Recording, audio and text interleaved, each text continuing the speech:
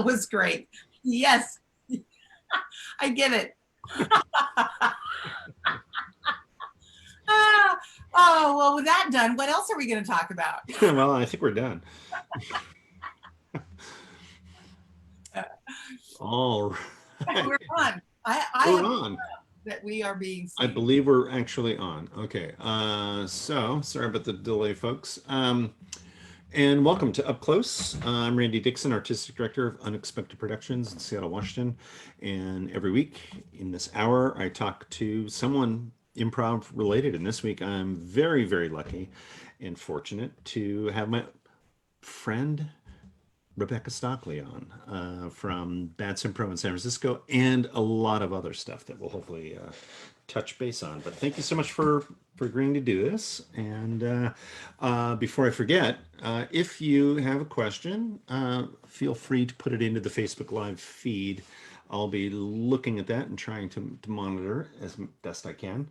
And but Rebecca and I are going to just talk for about an hour or so about various things improv related, or I don't know, we could talk about other stuff, but we don't have to.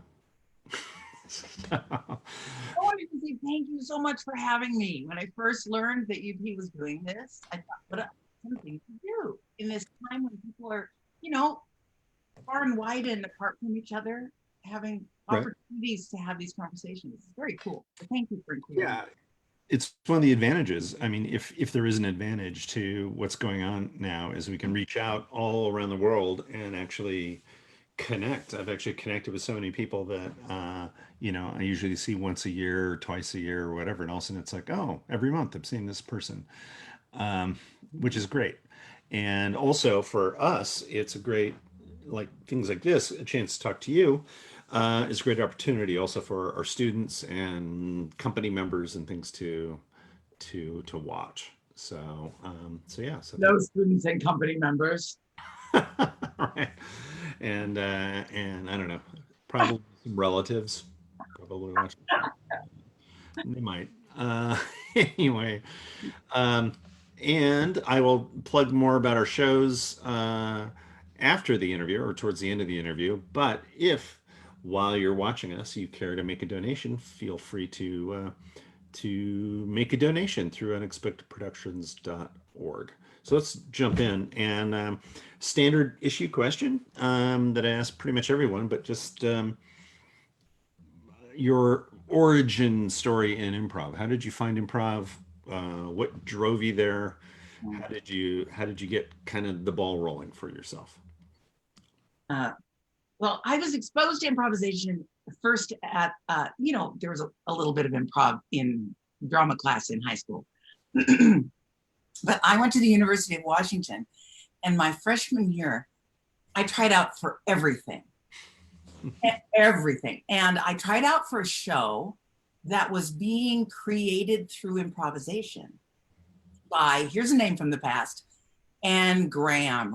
Randy, remember Anne Graham? Oh, wow. Yeah. Okay. Working on her PhD, I believe, a higher degree at the University of Washington. And I was starting out as a drama student. She did these auditions and she tasked a group of us to explore using improvisation for a year to create an interactive improv show.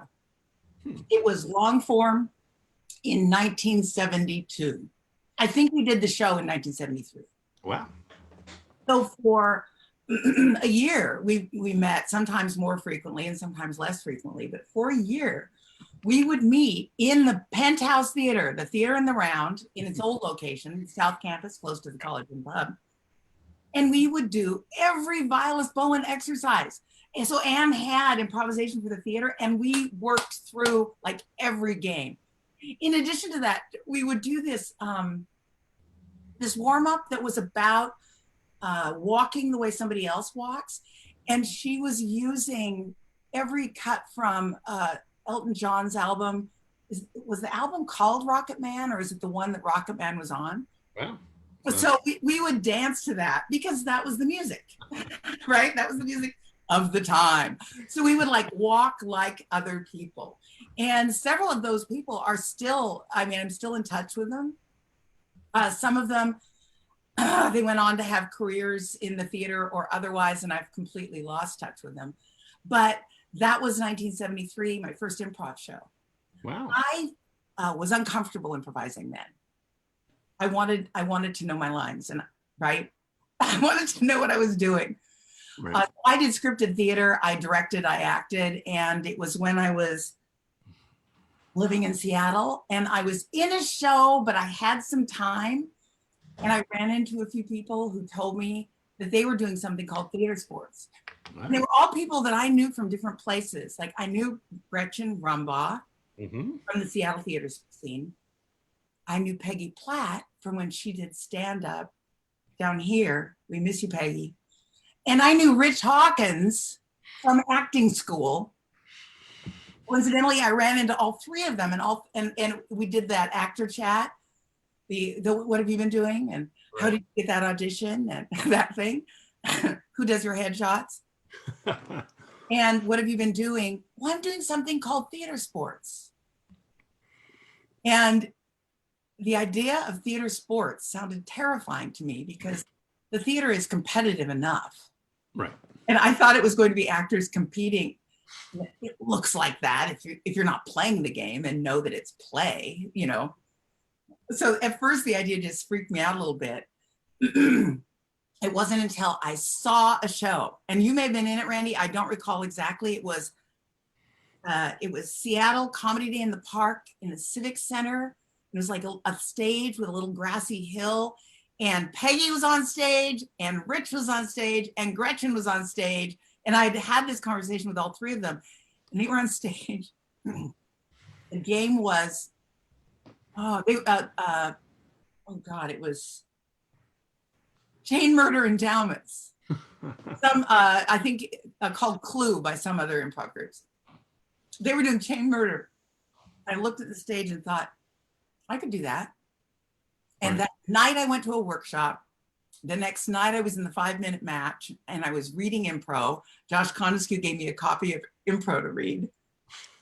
Within 2 weeks, I believe I was like on the board, or I was writing all the press releases, because I had a background in fundraising, writing press releases, because I'd worked in the theater, you know, on stage, backstage, doing whatever I could. So yeah, so I got involved. It's like I got involved so fast, so deep. I gave up other parts of my life to do it. It was just like, this is for me. And within 6 months, there was a point where I was on 3 different teams, because we had shows in 3 theaters on 3 nights. So we were at the group, we were at Swanee's, we were someplace else. I was on 3 different teams at once. Right. So, Pioneer Square Theater. So yeah, it was a fast trip. Once I found the theater sports approach, it was like a door opened and I knew what I wanted to do for the rest of my life. Wow. And so you have so far. I am. Yep, still alive, still doing it. Right, check. Okay, good. Keep going. And for historical value, I guess I should say, with the history of Seattle theater sports, when we started, teams were teams. So it was like different improv groups. So if you were on a team, you played with that team all the time. It wasn't this sort of mix and match that we have now where everybody kind of plays with everybody. And so if you were on a good team or on 3 teams at once, you got to do a lot. Because I was always on the team that lost to you guys. One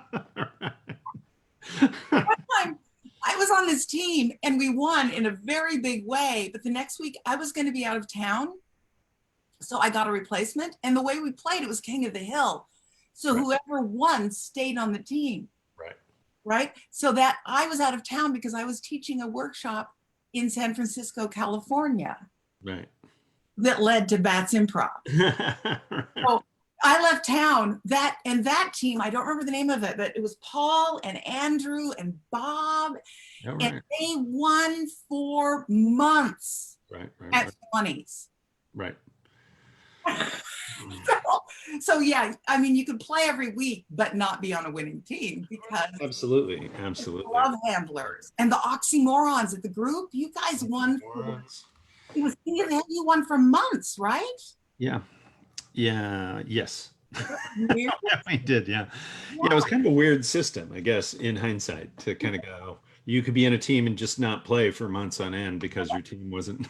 Well, I kept reforming new teams, because I wanted to give the new kids a chance. Yeah. But the thing that's cool about it, in The King of the Hill, is that the audience is seeing the team that's on fire. Right. It's I mean, true. people like Maestro in that way. It's like whoever's having a good night, they get another night. Right. Uh, yeah. But when it's, oh my God, when it's Danish style and it's the audience vote, they pick a favorite, they vote for you no matter what your night is like. Yeah. Yeah. We did that as a group for years, didn't we? Yeah. We did. Yeah, we did both those things, King of the Hill, and we still do King of the Hill once in a while. We'll do a period of time to do that, but in Danish matches when we need to. But yeah, because Danish matches can also be pretty brutal if you're not having a good night. Yeah. Yeah. Like applaud for this team. Applaud for this team. Right. Well, I in those days when I first started, I kind of made the smart choice again, not by intention, but I think I can't remember how I figured it out. I just worked as a replacement player most of the time. So if somebody couldn't be on the team the following week, I would step up and be on that team. And so I got to play a lot because I was willing to kind of just, skip around and work with whatever. And until I started getting asked on teams and things like Yeah, that. that's a way to develop your chops. Right? Every makeup of a group of improvisers has a different dynamic to it.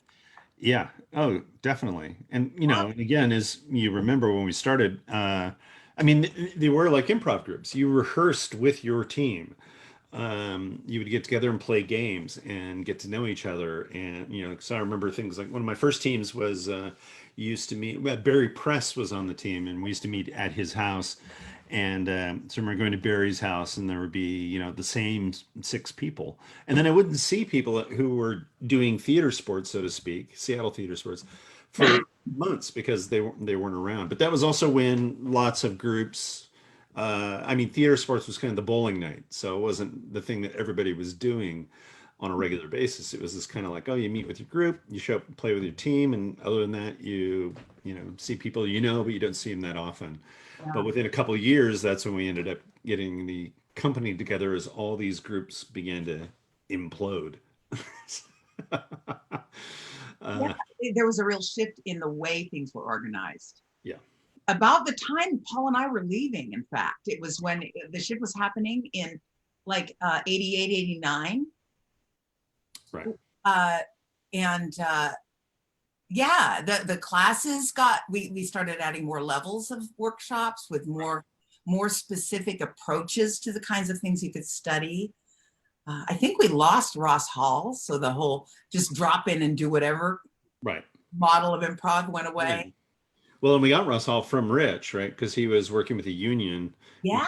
Union Hall, and so we were able to use Ross Hall. And Rich is also back in the company. He's still. I know. I saw him at the ITI in Vancouver. Yeah. It was wild because we knew each other from acting school. We were in a George Bernard Shaw play. Yeah, I think he asked me. I was on. He asked me. I think, if not asking me, he was on my first team. I don't. I think I like to remember that he's the one that asked me, but he was definitely on the team back when we started. But yeah, we lost Ross Hall. But let's focus on that for a minute because in '85-ish, we started our school, and you were instrumental in kind of keeping that going and getting it kind of kick-started, even though we were like in little Ross Hall, one class. Yeah, it was you show up, you put $2 in a hat, and you improvise for 2 hours. Right. And prior to that, just again for historical value, and I'm sure you remember this, there were no workshops. It would be like you show up at Swanee's like 45 minutes before the show, and it was a bunch of people drinking and trying to figure out new games or new something. And no leader, there was no nothing. It was just this total gathering of people, not blind leading the blind, so to speak. So it wasn't until we began to organize those classes, which again you were instrumental in through Ross Hall, and other places. There was that place in the University District that we even did a Johnstone workshop there. If I'm Oh not, yeah, that was the Friends Center uh, in that great big, beautiful venue in the Round, Yeah. because that was part of the life I gave up when I started doing improv. Is I was going to Friends meeting every week, Right. and I was much more of a political activist than I was able to be after after I started doing improv, because improv ate my brain. It's like every bit of energy I had. And for the longest time, Seattle Theater Sports was a gypsy. Before, let's see, our first real home was it the Intimon, or would you say it was where you are now? Well, Theater.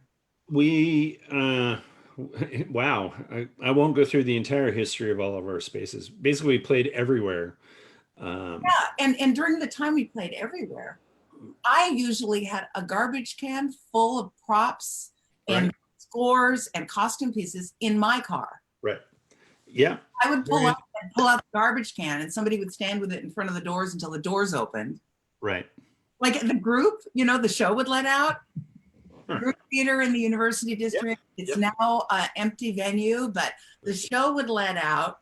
And before the audience went in, we would all go in with our garbage can full of props. Right. Right. Warm Yeah, up. there are a lot of people who had that garbage can who hauled it around. In fact, for a while, I think Mary Baccarella was a little upset because we had it, and then we moved into the Market Theater, and then we decided to not use props and costumes, which only made her mad because she'd been hauling this crap all over Seattle. Yeah, I think that they went from me to Mary. Yeah, but we started. So the first shows were in the Chinese restaurant, which the name is escaping me, but I have a flyer from the original show. And then Mark Hershon, who at the time was manager at Swanee's, right? He was involved. And so he said, hey, Monday nights, why don't you do Monday nights at Swanee's? Because we're dark. And that's how we started Swanee's. And then while we were doing Swanee's, we started doing Pioneer Square Theater was really the first kind of home. I helped get that one. Yeah. Yeah. And we played all three of those spaces. As well. And the group. Yeah. Then we went to the group. And you set up the arrangement that we did all those shows at Seattle University. Yeah.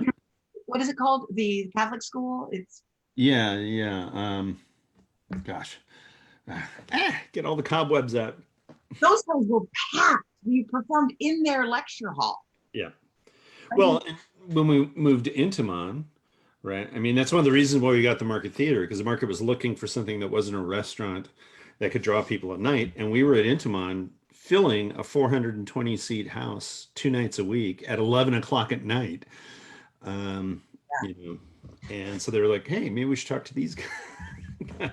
Even though I got to go with you to a few of those Intimon meetings, because I had worked there, backstage in the past.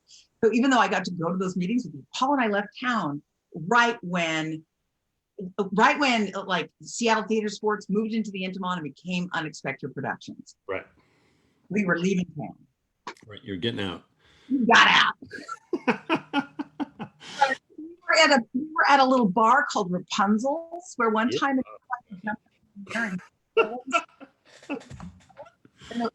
has a head wound that's bleeding during an improv show. Right. We did shows there all over. Yeah, there was not a dump that we didn't play. I mean, there were some great spaces too, but there were a lot of places where it's like, really? Like, I remember performing once on what was a loading pallet. Stack of 2 loading pallets was the stage. Wow. You put 2 people on a loading pallet and it's a little wobbly. Okay, I'm going to write that down. So we keep referring to Paul. So Paul Killam, who was also a company member, and you guys met through improv. Yeah, we met at Ross Hall. Yeah.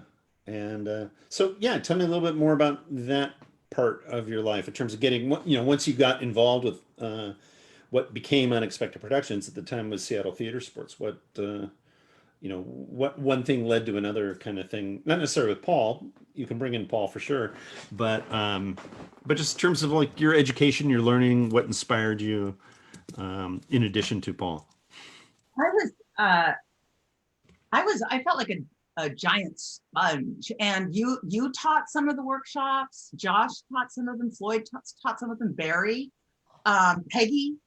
So there was a group of people who would come in and teach the workshops at Ross Hall, and I just sponged it all up. And as I mentioned, Josh, Paul's saying hi, but he doesn't want to be seen because he's got. Hi, Paul. A cameo appearance, special guest star. He hasn't done his mustache yet.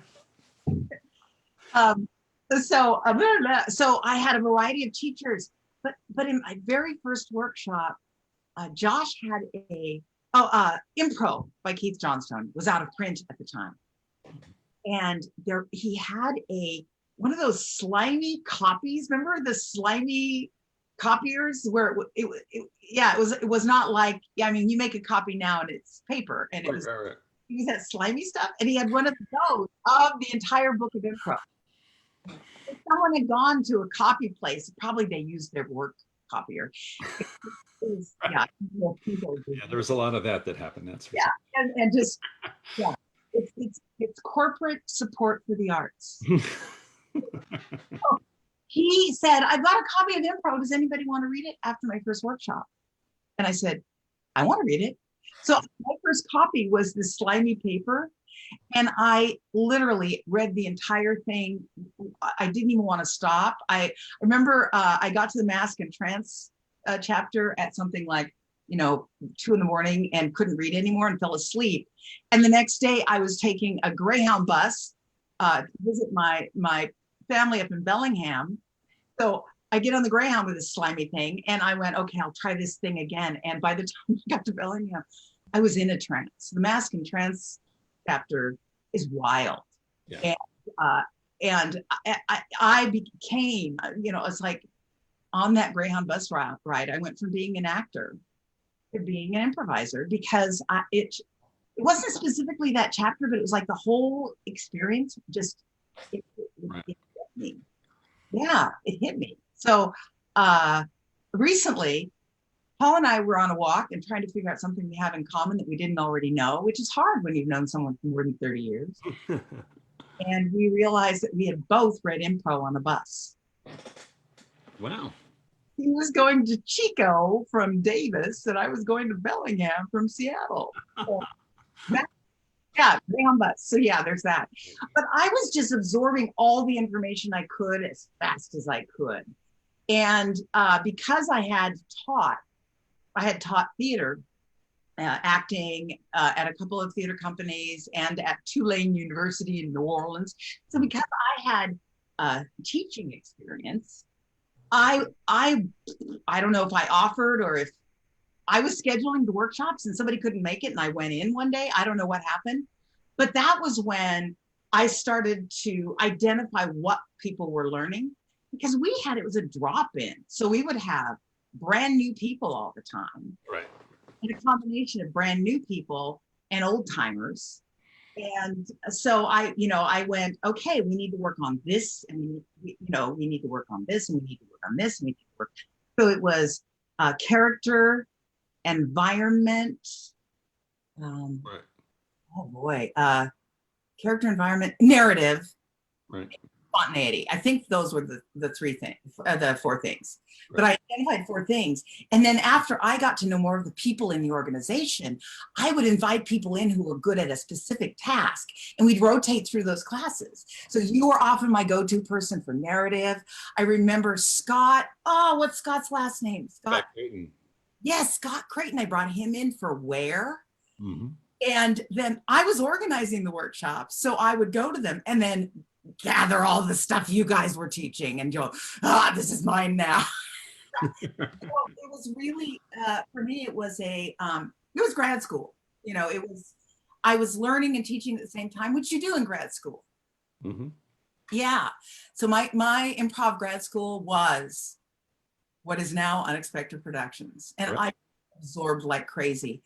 within 6 months of my first show, I taught a month-long workshop in San Francisco that led to BATS Improv being born. Right. Wow. That can't be right. Oh no, sorry. Within 6 months, I taught a workshop in San Francisco that led to the workshop that led to the. Okay. No, BATS wasn't born until I'd been improvising for about 2 years. So Right. it was an intro to it was an intro to theater sports to my friends of Fratelli Bologna. And it is the members of Fratelli Bologna and other members of that month-long workshop that built BATS. Right. And, many Yeah, of it's that weird sort of West Coast.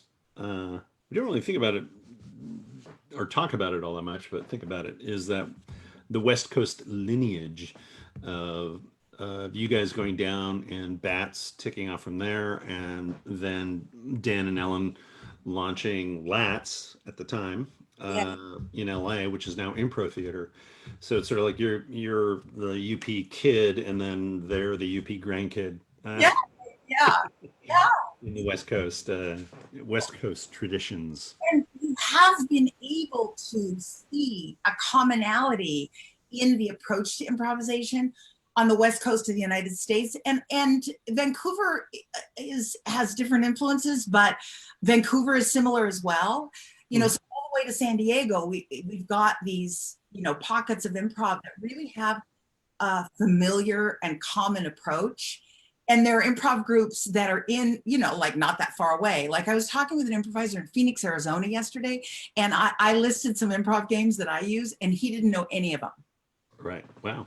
And usually I can say, well, my influences, are used to be able to say, my influences are Viola Spolin and Keith Johnstone. But now there's all this new stuff.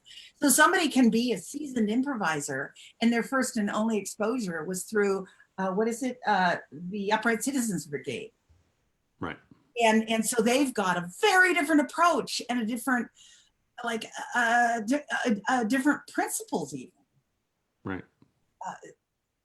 Well, it's interesting. A couple things. One is over the last few years, excuse me, I've definitely gone sort of back to basics, so kind of returning back to Spolin and going to it. And I have, quizzed students and improvisers alike about Viola Spolin, and it's amazing how many people are not familiar with her work.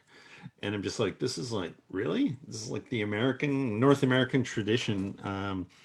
And people aren't familiar with it. On the West Coast, in particular, I think what really blended it and melded those groups together was not only cross-pollination. So a lot of people from Seattle would move to San Francisco and then eventually move to LA, and vice versa. But also, I think the West Coast of North America is sort of one of the strongest strains of Keith Johnstone philosophy, or at least people who've been exposed to it. He has these pockets of cities and places that he works a lot. But I think once you kind of go east of the Rockies, it's all that kind of Chicago tradition and a lot more of that. And so I think that also brought together all these different groups, because not only did you know somebody because they used to live in your town, or you did a lot of exchanges with them, but you also had this common language, which for the most part was Keith Johnstone, Spolin and Keith Johnstone. There's also a lot of Johnstone in Japan, in Australia, in Taiwan, in China now. The influence there is strong as well, which is really interesting. I think that Lynn Pierce went up from Sydney and taught improv in Japan years ago, and so she brought the Sydney style, which was all timed scenes and very competitive. Australians. So she brought that, but Keith, Keith went there, and then some of his students have been there as well. And so a lot of my classes here in San Francisco in my guest room have had people from Japan and China and Australia in them, because they can come to my workshops and it's morning for them. Right. For me to do improv with people in Europe, I have to get up early, and I'm not good at getting up. 7 in the morning. Or start working at 7. I can get up then, but it's like, what? Right. Don't talk so loud. So while we're on the topic, I guess, with Keith. So you first started with Keith in Seattle. We were bringing him down on a fairly regular basis. I think that Roberta brought him down, or members of none of the above. Mhm. I don't know who did the actual phone call. Yeah. Roberta was definitely a key instigator. And actually, the recommendation to bring Keith in came from Del Close of all people, because at that point he was sort of not in good shape in terms of his various addictions and whatnot.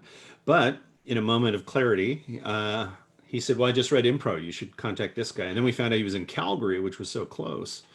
And so then that's kind of how all that started. But while we're on Johnstone, since you and I both have a long history with him, what are your favorite little? Don't overthink it. Top 3, 4 little golden nuggets from Keith that you just go to. Like when you were talking about improv, like the mask and trance chapter and the status chapters, I think are like the best things he's ever written. I mean, they're amazing, mind-blowing improvisational, reading. As a for instance, maybe you want to go back and go, oh yeah, I should read that. I haven't read that in a long time. The status chapter changed my life, and it has changed the lives of thousands, maybe millions of people who don't know that's what changed their life, because they took improv from somebody who used activities. He introduced a lot of us too. So the status chapter, and I had the experience where I was planning a status class for a group of people up at Blue Lake. There's a Commedia dell'arte school there. Dell'arte school, and I was going up to teach improv, and I was planning my status class, putting together, and I thought, okay, I'll do this and this and this. And I had an idea that I thought I came up with, and then it was like, okay, well, I'll reread the status chapter and see if anything inspires me. And I read what I thought I came up with in the status chapter. It's like the influence of his work on me is like in my DNA. It's very deep. So that's one thing. Another thing is that I really wanted to be able to master narrative and make narrative, easy to do as an improviser. Mm-hmm. And so I was motivated to bring Keith to San Francisco as often as possible, because that's what I wanted to do. And then, tell other people you want to study with this guy, and they do. So we did workshops sometimes twice a year. We would have Keith down, right, and we would teach workshops. And I had this I want to learn this. I want to learn this. I want to figure this out, because some people just naturally gifted in that area. Randy, and I just felt like I struggled with it. So as he continued to develop his work, continues probably, he never stopped thinking. So as he continues to develop his work, he'll come up with and isolate and articulate something that feels really fresh as a new way to look at it. And it was when he introduced tilt to us at a summer school, that it was like you get a platform and then you tilt it with one person telling another person in the scene information that changes their relationship in some way. So a powerful tilt is something that changes the dynamic of the relationship. A weak tilt is, I don't know. A weak tilt could be, I'm coming up next week. That's kind of a weak tilt because it's right inside the circle of expectation. Right. But a radical tilt might be, Randy, you never realized I was in love with you, did you? That's not true. That was pretend. But I thought it was true. that would be a more powerful tilt. Maybe not much because we're both happily married people, but you know what I mean? Right. It's like something that really changes the dynamic between you. So when he introduced tilt, I remember that summer vividly. I remember the people who were in that workshop. I remember grappling with the idea and trying to find what works.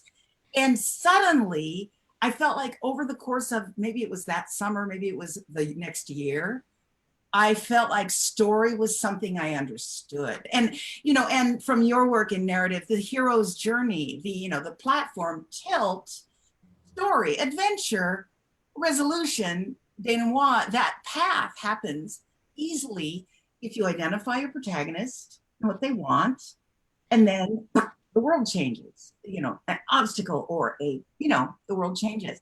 So that work made me go, why.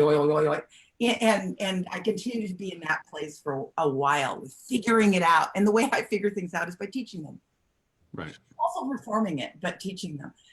It was about that time that he introduced, or that we really went after directed improv formats. BATS got into doing guerrilla once in a while on our main stage and using Maestro for our student shows. And so being a director in Maestro, you really get to play with story. Right. Set up a platform and then watch, and see what's innate in the scene. And yeah. Right. So there's that. You asked for three things. One more is a very silly Keith quote. I think you were there. It was when at the end of a scene, somebody had gone to the door and gotten something delivered. And at the end of the scene, Keith goes, I'd rather it had been a box of condoms.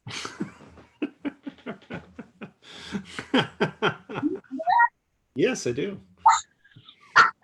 Yeah, it's in my because people have all these pithy Keith Johnson quotes. So for a while, I collected things that Keith said that were like that. Yeah. Right? Well, Keith also says, and my personal favorite is, I remember, I think it was a Loose Moose, sitting there, and Keith was just sitting there, and he looked to his right, and he goes, I found a toenail. So somebody will rattle off some pithy Keith quote, and I'll go, well, Keith Johnson also says, I found a toenail. Files that if somebody with an English accent says something, it seems very important. But also, he just has this thoughtful quality the way he says things. Yeah. Well, one thing that you're talking about tilt, because tilt is such an not easy, but easier way to sort of understand in a way the dramatic seesaw in a story. And that to me is one of Keith's obvious, maybe biggest strength is he's able. I tell people all the time, is if you want to understand Keith Johnson, he's tricking you into doing things you don't want to do. Right. He's just giving you an exercise that if I do this, this will happen. And then I'll get comfortable with this happening. And then I'll it's a comfort food. And he's, so many of the Johnstone games to me are like that, where I'm like, oh, Keith's trying to trick me into doing it. And he's tricking me into doing this. And now I like it, because I didn't think about doing that before. But now I'm thinking about it now. So to me, that's a big Keith's strength. He's amazing at recognizing people's defenses, mm-hmm. and then providing them with some kind of activity or exercise or situation they can overcome their defenses without naming it or identifying it even. Right. You'll see somebody blocking and blocking and blocking, and then he'll give some little note or let's try something, one of those. Right. Suddenly, yeah. Well, and I mean, yeah. And that's part of his, like I'll often say, as far as improv teachers go, Keith is the best observer I've ever seen. Like he'll watch something and it's going horrible, and he'll just give like a one sentence direction, and all of a sudden it becomes one. You're like, how did that, how'd you do that? It felt like magic. It felt like magic. And a lot of his longtime moosers have that same ability. A lot of the people who worked with him for a long period of time at the Loose Moose, so people like Rebecca Northand, right, who, and her brother, who were improvisers, or they hung around the theater and took workshops when they were kids, basically. Right. And they've got that approach. Patty Stiles, she's got that approach. Dennis Cahill, when he teaches, he's got this, that I'm sure Tony has as well. It's like this ability to see. One of the hints Patty gave me once is watch their feet. Here we are. I can't see your feet. Well, I'd show them to you, but it's probably not pretty. while since I've been able to get that pedicure. So obviously you've been teaching for decades. And so let's talk a little bit about that and your observations about the students that you're working with. Is there an ongoing, not ongoing, or is there a common problem or hindrance? Obviously people are worried about being exposed in some sort of way by coming on stage, but are there particular skills that you kind of go, oh, I see this all the time, and that becomes like, I know I'm going to have to get people to kind of overcome or find a way to deal with this aspect of improv? Yeah. The one that just to me, it's like a big red flag when it comes up is the people who are compelled to be as funny, interesting, clever, random as possible. Because that's what improv is, right? So they come to the workshop to be random, crazy, kooky, crazy fun. And so every word out of their mouth is creative because, quote, I don't want to be boring. Right. So that's a red flag because you don't want to shut them down or make them go away, right? I don't want to get rid of them. Right. I want to help them get that if they go with what's obvious for them, we'll all be engaged, either because we never thought of that or because we think you're a genius, because that's what I was thinking. So that's another Keith learning is be obvious. So that's one of the ones that comes up a lot. Things have shifted over the last few months. Things are completely different. But for about 10 years in the San Francisco Bay Area, we are such a magnet for high tech and young people like right out of school who are new to the Bay Area and looking for something to do and always wanted to take an improv class. And so a lot of those folks are, they bring in probably a defensiveness against sharing anything they think. And it could be that they're very introverted, or it could be that they don't think they're interesting. But, just like people who are really closed down. So, that's what, the beginning of improv is about for a lot of people. It wasn't for me because I was an actor, and you too, you were a theater kid. So for me, it wasn't a opening up that I needed as an improv, student, but just helping people open up is a thing. And then a more recent problem, and our approach to it at BATS has shifted radically. I noticed over the last few years that a lot of our students didn't grow up in the United States and didn't have the same cultural influences. So what I've used for years is, do a scene in a Western and do a scene right? It's like, there are all these genres, film noir, there are all these genres that if you grew up in the United States, I mean, a lot of people do grow up watching American movies, but a lot don't. So if you don't grow up in this culture, you don't have that same knowledge. And so for a long time, I was compelled, and a lot of my colleagues were compelled to teach those genres. And we still offer genre classes, it's like learning how to do that genre. But assuming that people, in order to improvise, need to be able to do them is biased. It's an internally biased, I want to say, it's not, yeah, it's like assuming that we all have the same cultural influences, rather than exploring the cultural influences of the people in the class. So the sort of the more recent shift that theaters all over the United States are making to be more inclusive of people who did not grow up, it's like doing fewer European playwrights is one of the ways that Joe McGinley talks about it.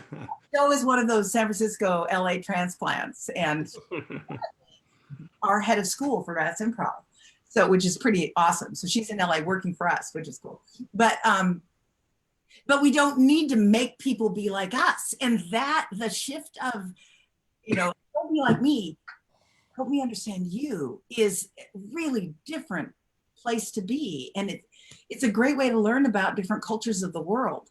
So I can still do fairy tale because every culture has either origin stories, and that is how we came to have the shovel, so the origin stories of whatever, or fairy tales, or folk tales, or teaching stories. Like every culture of the world has those.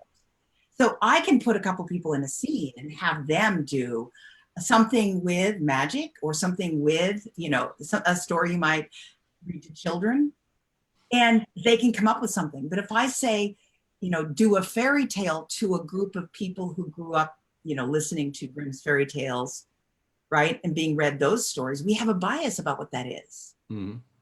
So I have a bookshelf over here full of folk tales from all over the world. And I've even got the Philippines now. It's really cool because it grows my own knowledge of the world. And that, I think, makes my classroom not only more inclusive, but safer for people who are not coming from my same background. Right. So you're able to approach we're going to do Japanese fairy tales. And then, so you have a background in that and able to do it, but also to, say, a Japanese student, you're able to refer or make reference to, these are the kinds of stories, or a specific story that that person has been exposed to. Yeah, like there's stories that every Japanese person I've ever talked to about fairy tales, they all know the Bamboo Princess and Peach Boy. So when I was teaching a workshop in Japan, but I was here and they were there, and I said a fairy tale like Peach Boy or the Bamboo Princess, and then somebody asked me, "Do we have to have characters from those stories?" I'm like, "No, I'm sorry, I'm going to say woo." What I meant to say is stories like that. So because yeah. So my more recent teaching is so influenced by being in this finite zone. It's and I'm seeing it now as a learning opportunity. Randy, when it first started, it felt so diminishing, and I was thrilled when other people just launched into teaching. Not necessarily, on this platform, but in online platforms, thrilled by it. And immediately, instead of going, well, I can't do this, I can't do this, I can't do this, which is my first thoughts, right?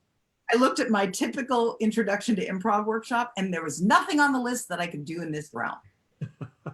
Yeah. So instead of going, I can't do that, I started going, what can I do? And what do we want people to experiment with? What do we want people to explore? And it's been wonderful because it was Orson Welles once said something about how limitations, the absence of limitations, are the enemy of creativity. Or he may have said, you can't have creativity without limitation. I don't remember how he phrased it exactly, but you've got to have limitations in order to create. So what do I want? What do I want in this improv world? Right.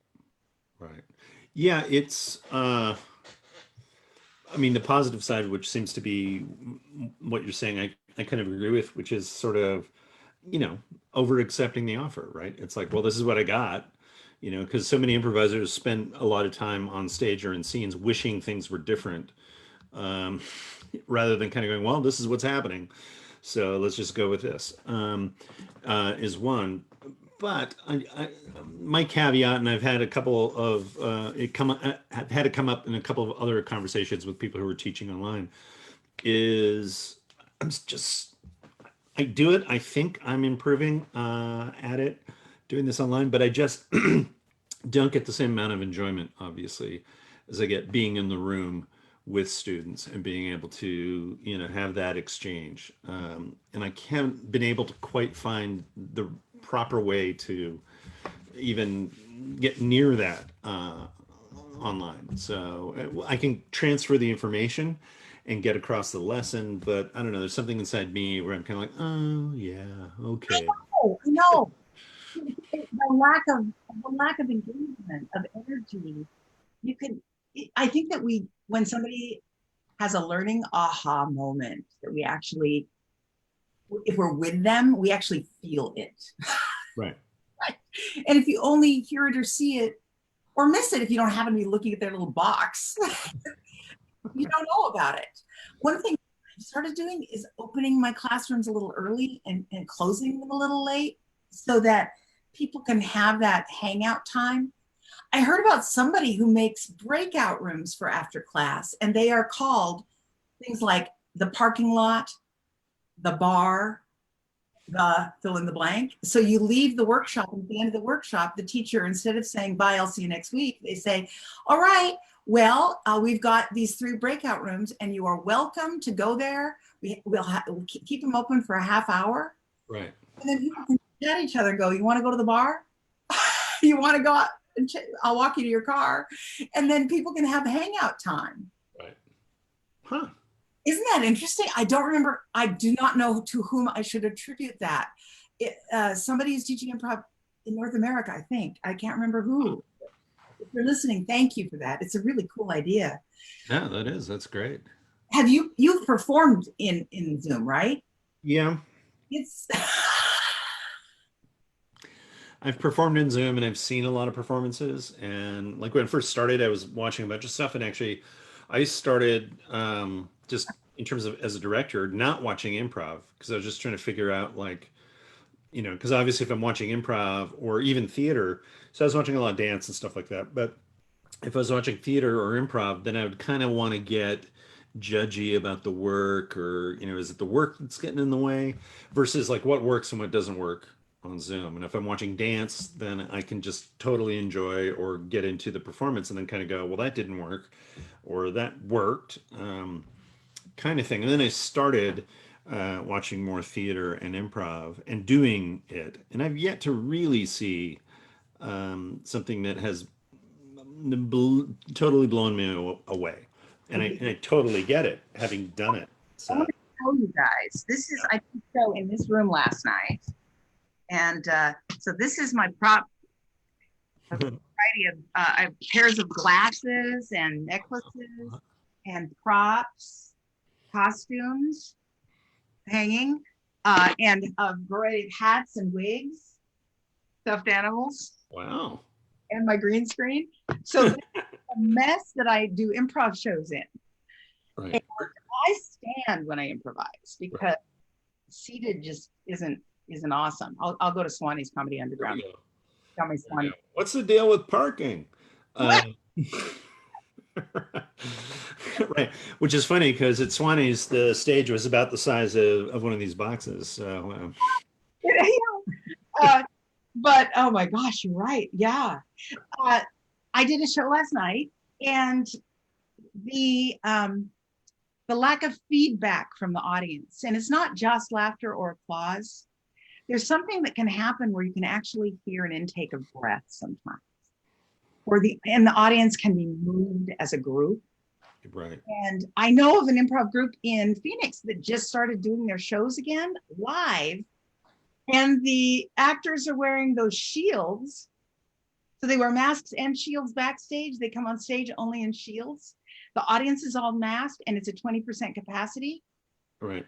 And it's donation only. So you don't get that experience you get when you're with an audience where you're close to strangers in the dark, experiencing something together. Right. Because you've got people that you're not COVID bonded with sitting, several feet away from you. Right. Well, it's the idea of the audience as collaborator as well. So if you're sitting next to somebody and somebody gets something that you don't, as soon as you hear them intake air or whatever, you kind of go, oh, what did I miss? What did I not get? Or and that kind of thing. And that totally doesn't happen here. Often in class, I'll talk about in improv, it tends towards comedy. I said, but we tend to go for laughs because laughs are the easiest emotional response to get from your audience, right? If your audience is thinking about their life or making some connection to their childhood, you don't hear that. It doesn't go off, right? And I said, so what we're looking for are more of those moments where you can trust that the audience is making the connection, even if they're not somehow indicating it to you. But it gets totally lost in this medium for some reason, or at least I haven't figured it out. No, So feel it. And yeah, one of the things that Keith would say is you can't hear goosebumps rising on their skin. that's great. That's Or good. goose flesh. Well, we've overstayed our welcome here. I'm still present, but if you Right, but you have to go teach as well in a little bit, right? know, handily, three of the students, so this is a kids class, and three of the students, their parents took them out of town this weekend. Oh. So after I prepared to leave right away to go teach, I heard from the student who organizes the workshops, we're going to Winthrop. Got a big party. Yeah, so here we are. Right. So I have a couple more just final questions. So we'll run over just a couple minutes. One is in your many years of doing improv, and by the way, Teresa Robbins Dudek says we both look great. So just saying thank you, Teresa. Change the world. Right. So, keep accessible to millions. right. And thank you, Teresa. Yes. Yeah. Um, so over years of doing improv, going way back when you were learning, like what's the habit that you look back in your own work?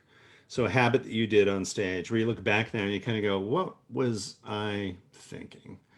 Like after all these years, I've kind of broken myself of that habit. So for instance, I did a lot of big, broad yelling characters on stage, just to like draw a lot of attention and be bombastic and things like that. And I look back and go, wow, what a waste of energy that was. But yeah. So I can so relate to that one, Randy. I can so relate to that. There's a certain amount of things are a bit different in the 80s. Improv groups were mostly men. And so to be seen or heard, you had to, as for a woman, you had to enter and be louder. So I got reinforcement. I was recognized because I could, I had theater training and a good set of lungs and I could fill the theater. So I got the recognition that worked as a reinforcement, be loud. I'm a really fast thinker. And so I can come up with things really, really quickly. And so I was rewarded for being quick. And I'm still working on slowing down, being quiet, saying less. I'm so delighted when I can be big. Like we did some Shakespeare's when we were still on stage last year, and I love to be able to be big giant characters. Or we in the winter, for the holidays we would do Charles Dickens musicals in costume, and singing songs with terrible Scottish accent. And dancing around. It's like I still love doing that, so I can pull it out when it's time, but I really work on being more calm. Part of it is being older. I just can't sustain the same amount of energy for the same length of time, but still, honestly, still working on slowing down, still working on saying less. And anybody who's stayed through this interview has heard me say way too much. And and then I'm still working on letting go. There's the idea when you first learn to improvise that you want to accept or say yes, or don't block, or yes and, however you frame it, don't negate, do accept, however you frame that. What denial changes its personality over time as an improviser, and learning to just completely let go of what I had in mind, or to have less in mind, that's something awesome. And I call it being married to an idea and trying to just shove that idea down my partner's throat. I don't think we do that as much anymore with my colleagues because we can't really see ourselves. Right, right. Cool. And you, I understand, have a workshop coming up that you were going to talk about. Oh, thank you for that. Yeah. Oh, yeah. Thank you, Randy. So one of the things that happened when we started doing improv on Zoom is we started trying to do BATS. We started trying to do like full murder mysteries with not only would you all go to the library, but you'd have two views of the library. And so the director, often Tim Moore, would gather all these photos and send them to all of us. So we all had our virtual world, like our virtual backgrounds were filed with, bed chamber 1 and bed chamber 2, library 1, library 2, game room 1, game room 2. And then you'd go into the room and then you'd have to see which room they were in and backgrounds and stuff like that. And it was just so much work. And I got repetitive stress injury in both wrists right away because I'm improvising, I'm costuming, I'm using my hands and doing stuff on the keyboard. I also gave myself a gift and got one of these so that I'm aligned well now. But it was like really hard work. And our artistic director, Lisa Rowland and I were talking about, it'd be neat to be able to just acknowledge we're in Zoom and just improv here. So I created this format. We started, the first version we ever did was in May. And it's called eavesdropping. And the conceit is that the audience shows up and they're being sort of spun through a roulette wheel and landing in different meetings that are underway. And as you and I both know, people are using these platforms for all kinds of things. I've been to weddings, I've been to funerals, I've taken classes, I've taught workshops. I've taken a couple of anti-racism workshops. It's like people are doing all kinds of family reunion, right? We're using, my birthday was on Zoom. So we've got all this stuff going on here. What if you could be a fly on the wall and just drop in and watch other people engage? So that's eavesdropping. And it's, if people haven't done an improv show on Zoom yet, it's a really good one to do because you're acknowledging this is the world we're in. Right. And that was the show we did last night. And the workshop starts a week from today. It's Pacific time. It's from 11 a.m. until 1 p.m. There's 4 workshops and then showcases. So all the students who take the workshop get to be in a show. Great. We have audiences or students of color, communities of color scholarships. So that if people are not of European heritage, if people are not white, they can apply for one of our scholarships and use that scholarship to take this workshop. So if you're an improviser, you want to learn a format to teach it to your group, take this workshop, boom, and then we'll give you all the supplies, the sound effects and stuff that you need to do the show. Awesome. So it starts next week, 11 a.m. Yeah, 11 a.m. And it's listed on my everybody here is on Facebook. So if you go to my Facebook page, I've posted it publicly several times. Right. Because we've got a few people enrolled and I really want it to fly because of the people who are enrolled, and we need a couple more people. So that's my space. Thank you for asking that question. Yeah, What do you have workshops coming up that you're excited about? Yeah. I'm sure you'll get some people. My dog is trying to steal my shoe. Sorry. I heard dog collars. But last but not least, I'll let you go because I know we're over. But because you, I think, are one of the few improvisers who I did a show with outside of our improv work. You and I did at least one play together. Remember at the, if I'm remembering this correctly, at Snoqualmie Falls Forest Theater, we did a play written by Keith Dahlgren and Lynn Kopelke, a Western that I'm trying to remember. It was based on a Shakespeare play. Do you remember this? Yeah, we also did it in a competition, didn't we? Yeah. Oh, yeah, yeah, yeah. I think so. But anyway, it Was just popped in my head while we were talking. I was just like, oh, yeah. it, Hmm? and I I was the whore with a heart of gold. I Right. think it was Rebecca Stuckey, the school marm who was a loose woman. So everybody had these contradictory characters. Right. What was your role? I was the young, naive, bumbling gunslinger. That's right, right. And kind of the sheriff was kind of a nasty person. Like, Yeah, yeah, yeah, yeah. Yeah, but it was, yeah.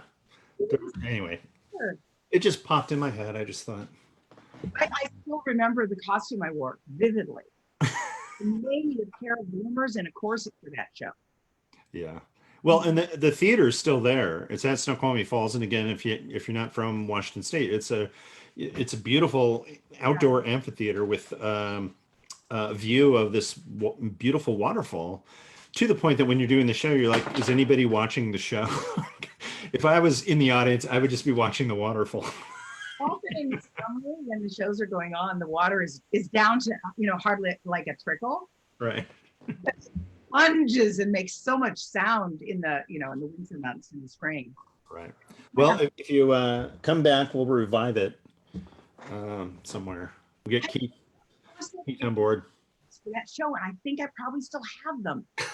Why would I give them away? Anyway. All right. So thank you, Rebecca.